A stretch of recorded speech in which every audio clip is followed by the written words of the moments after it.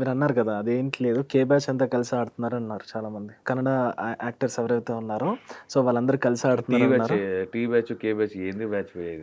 ఇది బయట అనుకున్నదే. దానికి అనుకునేది మీరన్నది. అది చెప్పారు. చాలా మంది చెప్పారు. నేను హ్మ్. ఒక్కటే చెప్తా. I am an Indian. Hmm. Indian. ఇప్పుడు క్రికెట్ టీమ్‌లో ఇండియా గెలిస్తే ఎలా ఫీల్ అవుతామో అలాగే ఫీల్ అవ్వండి.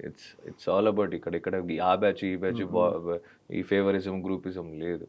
ఇప్పుడు నేను గెలవకపోయినా నేను గెలవకపోయి పోయి అవతల వచ్చి వేరే వాళ్ళు గెలిచినా I would have taken it in sportive way. నేను నించొని చప్పట్లు కొడతా. నాకంత ఇది లేదు.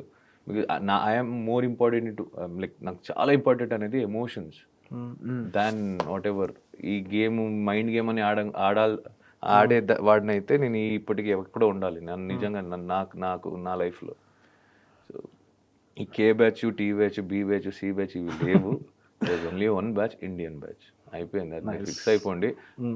అన్ని ఒప్పుకునే వాళ్ళు ఒప్పుకోండి, లేకపోయినా నాకు ఫరక్ పడదు. సింపుల్ వేస్తాను. మీరు ఏ బ్యాచ్ అని అనుకోండి, ఐ డోంట్ కేర్. వీళ్ళని ఎలా అయితే 'కే బ్యాచ్'ని అన్నారో, కే బ్యాచ్ నేను అనలేదు, మీరు అంటున్నారు. బయట అదే ట్విట్టర్‌లో గానీ సంథింగ్ ఇక్కడ అన్న వాళ్ళు ఉన్నారు.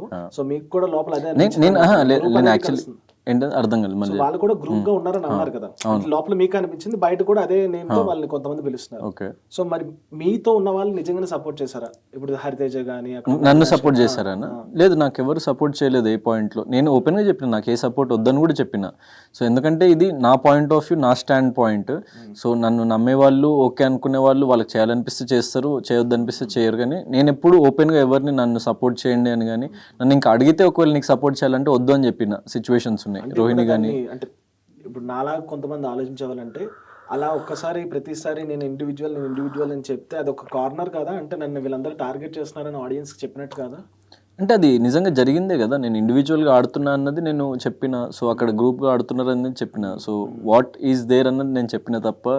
సో దాంట్లో నేను తప్పైతే ఏం చెప్పలేదు కదా. సో నేను అబద్ధం చెప్పుంటే తప్పు. నేను ఇప్పుడు మీరు గ్రూప్గా ఆడుతున్నారని రైజ్ అయిన ఫస్ట్ టైం ఆడుతున్నారా అంటే ఆడట్లేదని చెప్పేసి అన్నారు. అదే అబద్ధమా? నేను ఇండివిజువల్గా ఆడుతున్నా అని చెప్పేసి నేను చెప్పిన అదే అబద్ధమా? సో అది చూసే ఆడియన్స్కి తెలుసు కదా.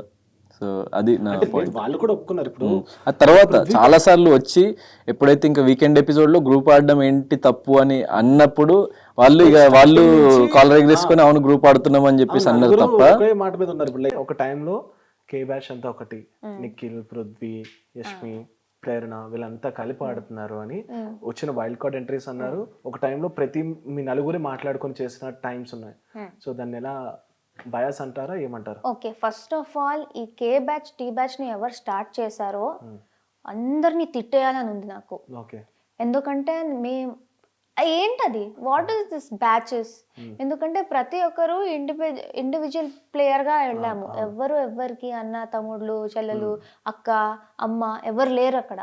అందరినీ బిగ్ బాస్ టీం వాళ్ళు సెలెక్ట్ చేస్తే మేము యాజ్ ఆర్టిస్ట్ ఆర్ ఇండివిజువల్ గా మా టాలెంట్ లో మేము వెళ్ళాము.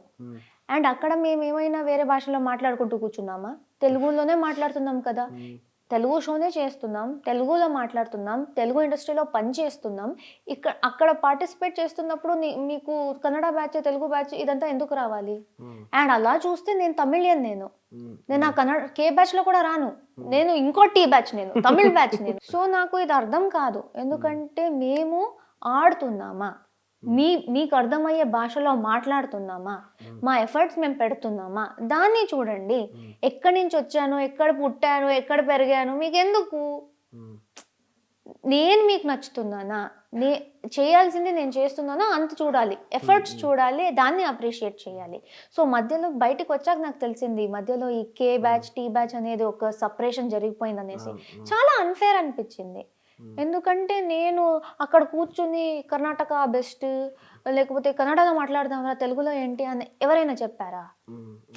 సో అది అనవసరం. అక్కడ నేను ఎంత మాట్లాడేస్తా అంటే ఒక్కొక్కసారి క్వశ్చన్ మర్చిపోతా. సో మీ క్వశ్చన్ యష్మి గురించి, కరెక్ట్. సో ఒకటి ఆ కే బ్యాచ్, టీ బ్యాచ్ ది చెప్పేశాను. ఇంకోటి యష్మిది ఆ బాండ్ ఉపయోగపడిందా అన్నారు. అసలు మాకు బాండ్ లేదు బయట. సో కృష్ణ ముకుంద మురారి చేసాము. ఇప్పుడు మీరు ఒక కంపెనీలో పనిచేస్తారు. సో మీరు ఎవరితో పనిచేస్తారో వాళ్ళు మీ బెస్ట్ ఫ్రెండా? లేకపోతే మీ కొలీగ్ అని ఒకరు ఉంటారు కదా, మీరు ఎవరితో పని చేస్తారో అక్కడ ఆఫీస్లో కలిసే అంత హాయ్ బాయ్, అక్కడ ఆఫీస్లో ఎంత కావాలో అంత మాట్లాడతారు, కానీ ఇంటికి వెళ్ళాక మీరిద్దరు ఫ్రెండ్స్ చాటింగ్లు ఇదంతా చేసుకుంటారా? కొంతమంది ఉంటారు కదా. సో నేను యష్మి ఒక ప్రాజెక్ట్ చేశాము అంటే ఒక ఆఫీస్లో పనిచేస్తున్నట్టు. సో ఆఫీస్లో కలిసాము, అక్కడ ఎంత కావాలో అంత మాట్లాడుకుందాము, మళ్ళీ ఇంటికి వెళ్ళి మా లైఫ్ ఉంది. అండ్ మేము ఇప్పుడు అలా ఒక ప్రాజెక్ట్లో పనిచేసాము, నేను పాజిటివ్గా ఆమె నెగిటివ్గా చేసాం కాబట్టి యాడ్ వాళ్ళకు కూడా ఈ కాన్సెప్ట్లో చేస్తే బాగుంటుందని వాళ్ళు మమ్మల్ని తీసుకున్నారు. ఇదంతా ఇలా ఉంది. కానీ జస్ట్ పని చేసాము కాబట్టి వీళ్ళిద్దరూ కలిసి ఆడుతున్నారు అనేది ఎంత దాకా కరెక్ట్? ఎందుకంటే ప్రతి ఒక్కరికి ఇది రియల్ లైఫ్ సిచ్యుయేషనే. మీరు ఎక్కడైనా పనిచేసే వాళ్ళందరూ మీ బెస్ట్ ఫ్రెండ్స్ కాదు. సో నాకు యష్మికి అలానే ఉంది పరిచయం, కొలీగ్స్ లాగా, కో యాక్టర్స్ అంతే. ఇంటికి వచ్చాక మీరు ఎంత చూసారో అదంతా ఇంటిలో ఫార్మ్ అయిన బాండ్ అది. అండ్ మధ్యలో ఒకసారి హౌస్ మొత్తం ఒకటి చెప్పారు, కిల్లర్ గర్ల్స్ టైంలో తేజ, కిల్లర్ గర్ల్స్ టైంలో తేజ యష్మిని నామినేట్ చేశారు. అండ్ దానికి హరితేజ వాళ్ళందరూ సపోర్ట్ కూడా చేశారు. నీకు ఫ్రెండ్ అని ఒక వ్యక్తి ఉంటే ఆ ఫ్రెండ్తో ఏమైనా ప్రాబ్లం ఉంటే వాళ్ళకి పక్కన తీసుకెళ్ళి చెప్పాలి, ఎందుకు చేస్తున్నావు, ఎందుకంటే ఫ్రెండ్కి బాండ్ వేరే ఉంటుంది. వాళ్ళని డైరెక్ట్గా ఇంటి బయటకు పంపించడానికి చూస్తూ ఉంటే నిజంగా మీరు ఫ్రెండ్సేనా అనేసి నామినేషన్ పడింది. అలాగే లాస్ట్లో ఏం జరిగింది, మీరిద్దరూ నామినేటే చేసుకోలేదు, మీరు గ్రూప్ గేమ్ ఆడుతున్నారు అని వచ్చింది. సో ఎవరైనా లేదు నాకు తప్పు అనిపిస్తే ఫ్రెండ్ అయినా నేను చేస్తా అంటే అది కూడా ప్రాబ్లంలా చూస్తారు. అండ్ ఓకే ఫ్రెండ్ కాబట్టి పక్కన తీసుకెళ్ళి మాట్లాడుకుని సార్ట్ చేసేసుకున్నా, సార్ట్ అయ్యాక వేరే ప్రాబ్లమే లేదు నామినేట్ చేయడానికి. సో ఎందుకు తీసుకొస్తా అనుకుంటే గ్రూప్ గేమ్ అంటారు. సో ప్రతి పాయింట్ లో చూస్తారు. చాలా సార్లు అలా అయింది. ఇది కూడా చెప్తారు. సో ఎప్పుడు ఒక గ్రూప్ గేమ్ లో ఆడలేదు. డెఫినెట్లీ మీకు అక్కడ ఒక తోడు ఉండాలి.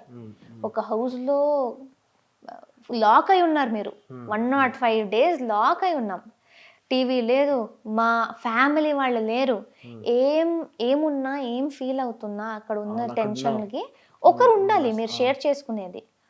మీరు ఆ ఫ్రెండ్తో కంఫర్టబుల్గా ఉన్నారు అంటే మీకు ఒకరు ఉండాలి సపోర్ట్ కోసం. దాన్ని గ్రూప్ గేమ్లో ఎందుకు అనుకుంటారు? హ్యూమన్ నేచర్ అంతే. అండ్ ఇప్పుడు నా చెల్లి ఉందనుకోండి నాతో పాటు, నా చెల్లి షోలో బాగా చేయాలి అనుకుంటా, ఆమెను బయటికి పంపించాలి అనుకుంటానా? అలా అని అది గ్రూప్ గేమ్ కాదు, ఉన్న బాండ్కి రెస్పెక్ట్ అంతే. నీ చెల్లిని నువ్వే ఎలా పంపించేస్తావు, ఎలాంటి క్యారెక్టర్ నీదే అనేస్తారు. అనాలంటే ఏదైనా అనొచ్చు, మాకు అనిపించింది మేము చేసాము.